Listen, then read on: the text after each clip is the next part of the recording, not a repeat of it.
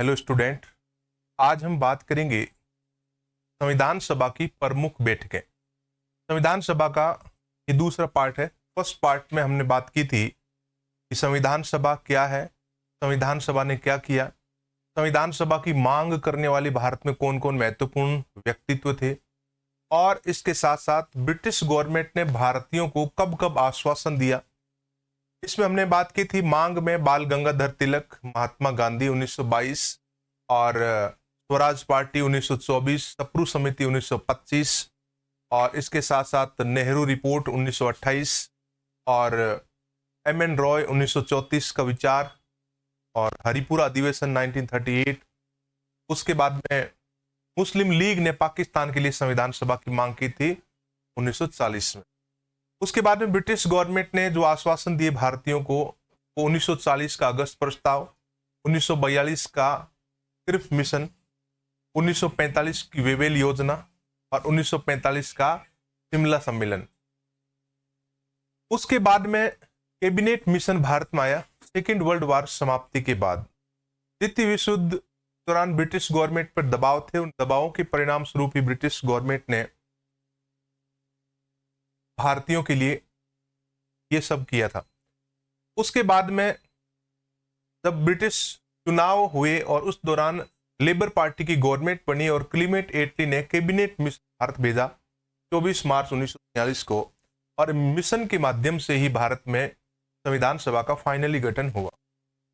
और उसके बाद में हमने बात की थी कि 389 सदस्यों का निर्धारण किया गया संविधान सभा में, और इनमें प्रत्येक व्यक्ति 10 लाख जनता को रिप्रेजेंट कर रहा था। सर्वाधिक सदस्य संयुक्त प्रांत के थे जिनकी संख्या थी 55, और हैदराबाद एक ऐसी रियासत थी जिसका एक भी सदस्य शामिल नहीं हुआ। संविधान सभा में टोटल 15 महिलाएं थी और महिला समूह की अध्यक्ष को चुना गया हंसाबाई मेहता को। संविधान सभा में एकमात्र मुस्लिम महिला की बात की थी हमने, बेगम एजाज रसूल। और उसके बाद में आज हम बात करेंगे संविधान सभा की प्रमुख बैठकें कि कौन कौन सी वो महत्वपूर्ण तारीखें हैं और उन तारीखों में कौन कौन सी महत्वपूर्ण घटनाएं घटी, उनको हम एक एक करके समझने का प्रयास करेंगे। चलिए, तो सबसे पहले हम बात करते हैं, सबसे पहले अपन बात करेंगे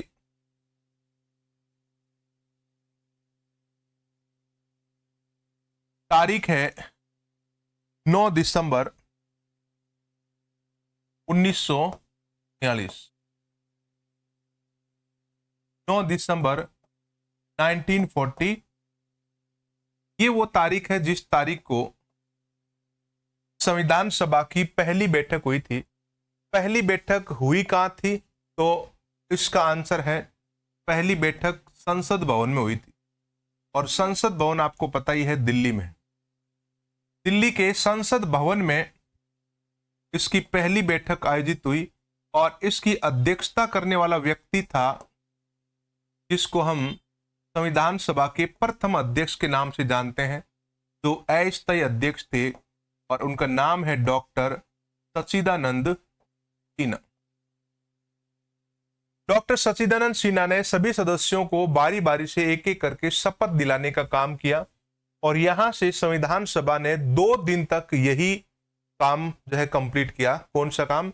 शपथ दिलाने का काम।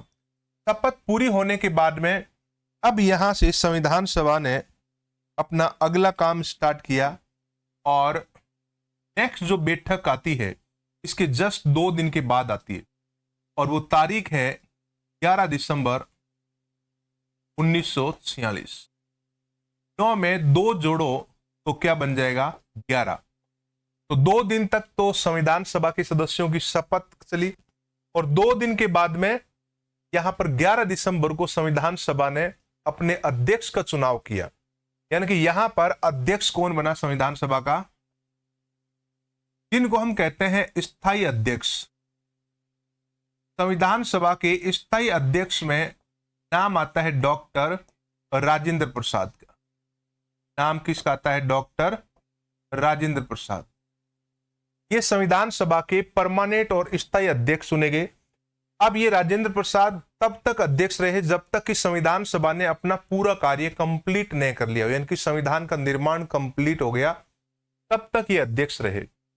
राजेंद्र प्रसाद संविधान सभा को समाप्त करने के बाद में देश के प्रथम राष्ट्रपति मनोनीत हुए थे और प्रथम राष्ट्रपति मनोनीत हुए 24 जनवरी 1950 को।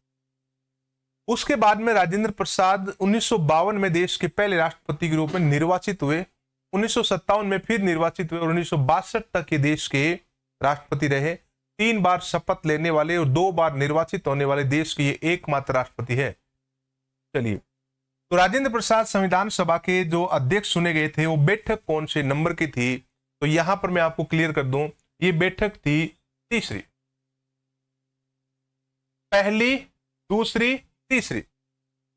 9 दिसंबर को पहली बैठक, 10 दिसंबर को दूसरी बैठक और 11 दिसंबर को हुई थी तीसरी बैठक।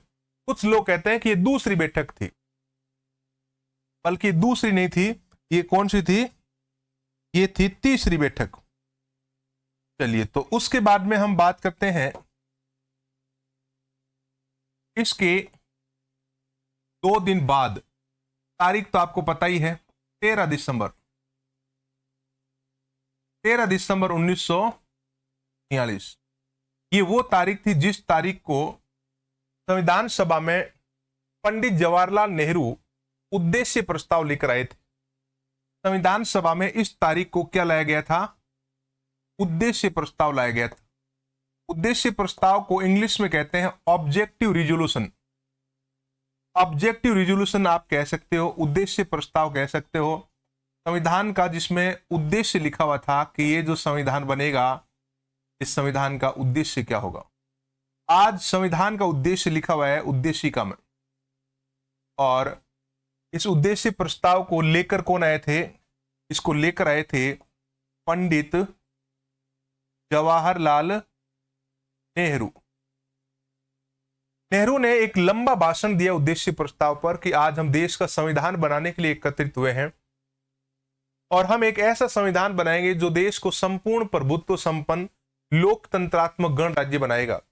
ये देश किसी का गुलाम नहीं होगा, इस देश में जनता को अधिकार मिलेंगे, इस देश में सरकार के जनता के प्रति कल्याणकारी दायित्व होंगे और ऐसा संविधान हम बनाने जा रहे हैं। अगर आप सहमत हैं तो इस उद्देश्य प्रस्ताव को पास करें। क्या करें, पास करें। तो पास कब हुआ था, यहां पर यह बात भी हमारे लिए जरूरी है। तो तारीख आती है 22 जनवरी 1947। ये वो तारीख थी जिस दिन संविधान सभा ने उद्देश्य प्रस्ताव को पारित किया। मैं आपको क्लियर कर देता हूं कि यह उद्देश्य प्रस्ताव लास्ट में संविधान की उद्देशिका बन गया था। उद्देशिका, जिसको हम प्रस्तावना कहते हैं, preamble of Indian constitution, we the people of India. हम भारत के लोग भारत को एक संपूर्ण प्रभुत्व संपन्न समाजवादी पंथ निरपेक्ष लोकतंत्रात्मक गणराज्य बनाने के लिए तथा इसके समस्त नागरिकों को सामाजिक, आर्थिक, राजनीतिक न्याय, विचार, अभिव्यक्ति, विश्वास, धर्म और उपासना की स्वतंत्रता, प्रतिष्ठा और अवसर की समता प्राप्त करने के लिए तथा उन सब में व्यक्ति की गरिमा और इस राष्ट्र की एकता व अखंडता को सुनिश्चित करने वाली बंधुता बढ़ाने के लिए दृढ़ संकल्प होकर आज अपनी इस संविधान सभा में तारीख 26 नवंबर 1949 मिति मार्गशीर्ष शुक्ल सप्तमी संवत 2006 विक्रमी को एतद द्वारा इस संविधान को अंगीकृत, अधिनियमित और आत्मार्पित करते हैं। यह संविधान की जो प्रस्तावना है ये इसी उद्देश्य प्रस्ताव पर आधारित है। संविधान का सार है, संविधान का निष्कर्ष है, संविधान की आत्मा है, संविधान की कुंजी है, संविधान का राजनीतिक भविष्य है, संविधान का परिचय पत्र भी है। तो ये उद्देश्य प्रस्ताव पर आधारित है पूरी प्रस्तावना। उसके बाद में यहां पर हम बात करने वाले हैं संविधान सभा में उसके बाद में क्या हुआ। संविधान सभा में उसके बाद में जो हुआ वो बहुत ही अच्छा हुआ। क्या अच्छा हुआ? अच्छा ये हुआ कि देश का 22 जुलाई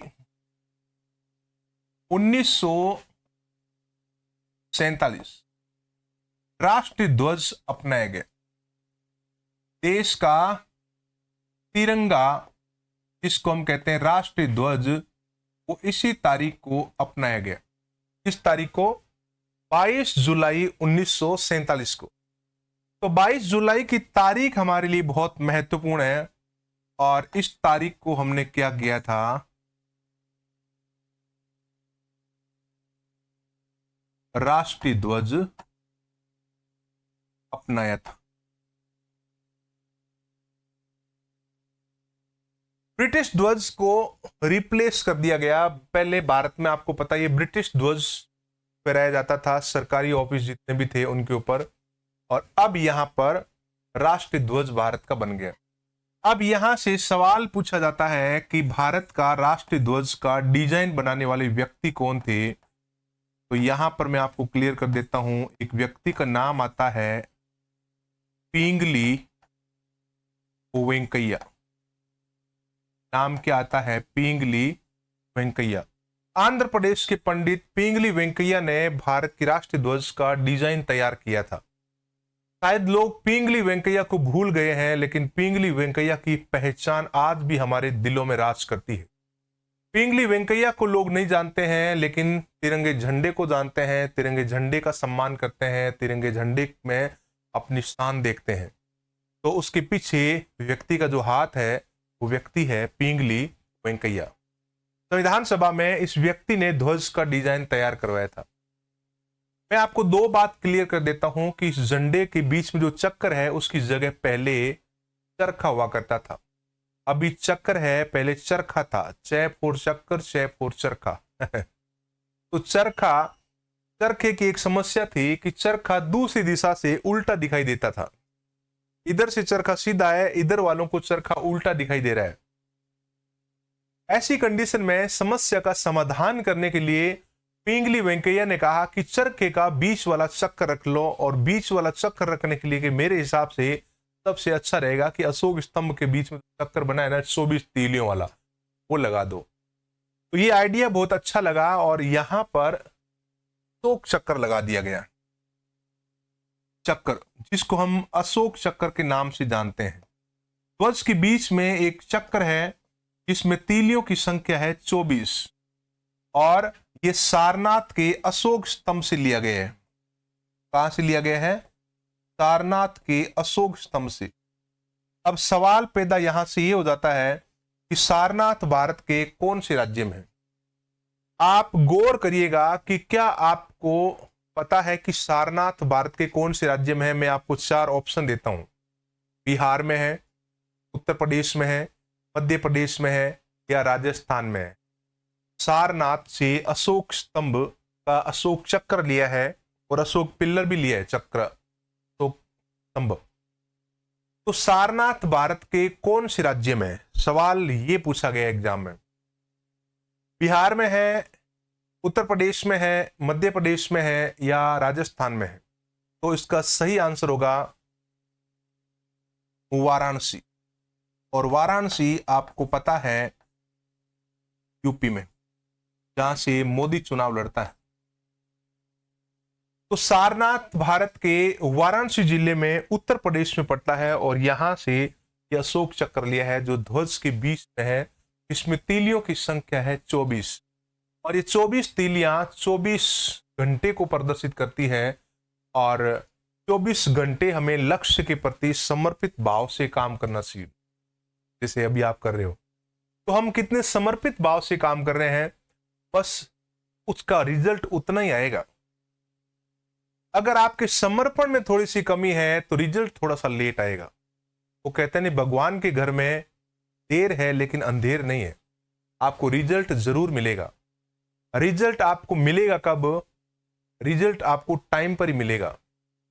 टाइम एक सेकंड भी इधर से उधर नहीं है, वहां पर सारी चीजें दर्ज होती है कि आपके कितने घंटे की मेहनत, कितने डेडिकेशन और समर्पण की मेहनत है, वो दर्ज होती है और टाइम पर रिजल्ट मिल जाता है। भगवान ने आज तक किसी की मजदूरी बाकी नहीं रखी है। जिसने जितना किया है उसको उतना ही मिला है। दुख इंसान को तब होता है जब वो जितना करता है उससे ज्यादा की डिमांड कर देता है, और जब ये अपेक्षा पूरी नहीं होती है तो उसको दुख और पीड़ा होती है, तनाव होता है, कष्ट होता है, बड़ी झुंझलाहट पैदा होती है, जिंदगी उसको बुरी लगने लग जाती है। लेकिन मैं आपको क्लियर कर दूं कि सारी की सारी चीजें इंसान ने खुद नहीं बनाई हुई है। इसलिए प्रकृति के साथ चलो, मजा आएगा। प्रकृति के विरोध में चलेंगे तो बड़ी दिक्कत होगी। कुदरत ने जो बनाया है सिस्टम, आप उसको बदल नहीं सकते। जो बदलने का प्रयास करते हैं उनको दुख होता है। इंसान जब आया है धरती पर तो उसको तो जाना ही है। चलिए, हम फिलोसॉफी की बात नहीं करेंगे, हम यहां पर आ जाएं वापस तो ज्यादा सही रहेगा, ताकि टॉपिक हमारा टाइम पर जो है कंप्लीट हो जाए। चलिए, तो एक बात मैं आपको और क्लियर कर देता हूं कि राष्ट्रीय ध्वज फहराने का अधिकार भारत के सभी नागरिकों को मूल अधिकार के अनुच्छेद 19(1)(a) में लिखा हुआ है। अनुच्छेद 19(1)(a) में लिखा है कि विचार और अभिव्यक्ति की आजादी में राष्ट्रीय ध्वज फहराने का भी अधिकार है। ये सुप्रीम कोर्ट ने 2002 में आदेश पारित करके दिया था कि सभी नागरिकों को राष्ट्रीय ध्वज फहराने का मूल अधिकार है। इसका अनुच्छेद एग्जाम में पूछा जा सकता है। 19 में कहा, 19(1) में, एक में पहले में 19(1)(a) में लिखा है राष्ट्रीय ध्वज फहराने का नागरिकों को मौलिक अधिकार।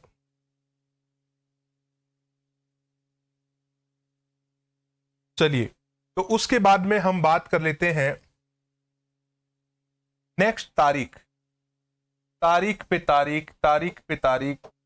तारीख। टॉपिक नहीं हुआ मिलॉर्ड, तो टॉपिक आज हम पूरा कर देंगे। तारीख आती है 14 सितंबर।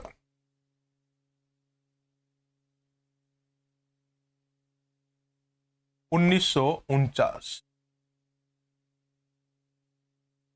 14 सितंबर 1949, नाम तो आपने सुना ही होगा।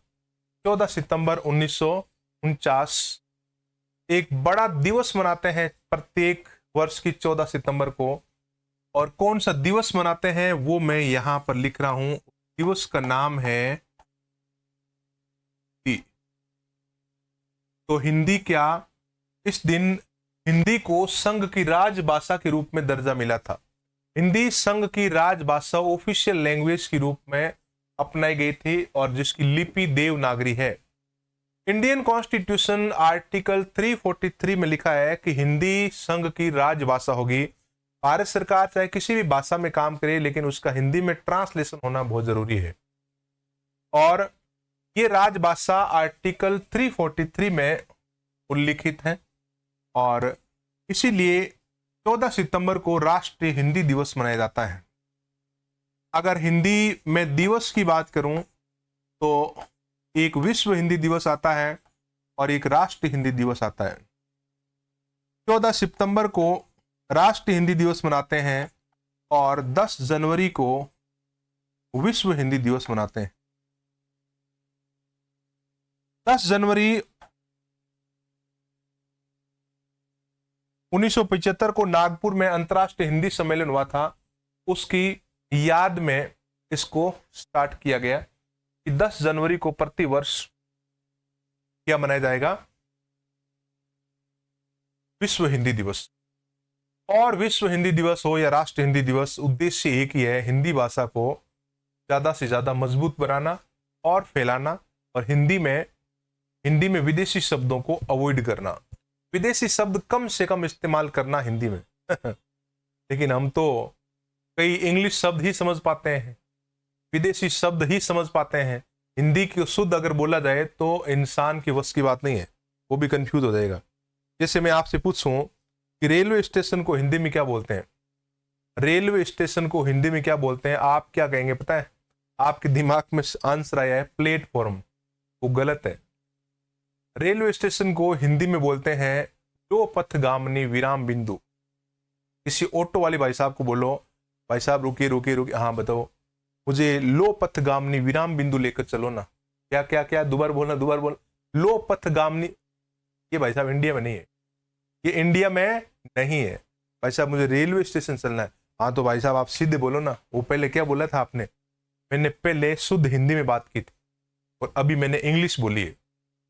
तो इंग्लिश समझ में आ गई ऑटो वाले को, लेकिन हिंदी समझ में नहीं आई। तो रेलवे स्टेशन एक इंग्लिश वर्ड है जो हर कोई समझ लेता है, लेकिन लोपथगामिनी विराम बिंदु एक शुद्ध हिंदी का शब्द है, लेकिन वो हर कोई समझ नहीं सकता। तो हिंदी दिवस के दौरान कहा जाता है कि इन शब्दों को आप अवॉइड करें और विदेशी शब्द कम से कम हिंदी में इस्तेमाल करें। लेकिन हमारी आदत बन चुकी है विदेशी शब्दों को इस्तेमाल करते करते, और वो चीजें हमें इंग्लिश में ही समझ में आती है। वो चलाते समय लगाते हैं वो लगाते हैं सिर के ऊपर, उसको हिंदी में बताओ क्या बोलते हैं? आप कहोगे उसको हेलमेट बोलते हैं, लेकिन नहीं, हेलमेट इंग्लिश वर्ड है। आप कहोगे पिंतु जी बोले है माथा टोपी, ये भी गलत है। उसको बोलते हैं सुरक्षा कवच। क्या बोलते हैं? सुरक्षा कवच। अच्छा, उसको क्या बोलते हैं? उसको हिंदी में बताना, आज हिंदी दिवस है देखो, उसको आपके दिमाग में आंसर क्या है? उसको बोलते हैं मोटरसाइकिल, लेकिन ये इंग्लिश वर्ड है। अब आपके दिमाग में आया है उसको बोलते हैं बाइक, लेकिन ये भी गलत है क्योंकि ये भी इंग्लिश वर्ड है। अब आपके दिमाग में आंसर आया है पुरजी फटफटियो ये तो देसी शब्द है। तो बोलते क्या है उसको? तो उसको बोलते हैं द्विचक्र वाहन, दुपहिया वाहन। मोटरसाइकिल को हिंदी में क्या बोलते हैं? दुपहिया वाहन। चलिए, तो अब हम आगे बढ़ते हैं। देखो, 14 सितंबर 1949 को हिंदी को संघ की राजभाषा के रूप में स्थापित किया। तो मैं एक बात आपकी क्लियर कर देता हूं कि भारत में कोई भी राष्ट्रीय भाषा नहीं है। भारत में राजभाषा हिंदी है। भारत की संघ की राज्यों की अपनी अपनी अलग अलग राजभाषाएं हैं। भारतीय संविधान की अनुसूची 8वीं में 22 भाषाएं हैं। 8वीं अनुसूची में कितनी भाषाएं हैं? 22। उसमें अंग्रेजी भाषा है? नहीं है। क्यों नहीं है? क्योंकि अंग्रेजी एक विदेशी भाषा है, भारत मूल की भाषा नहीं है। उसके बाद में मैं आपको बता रहा था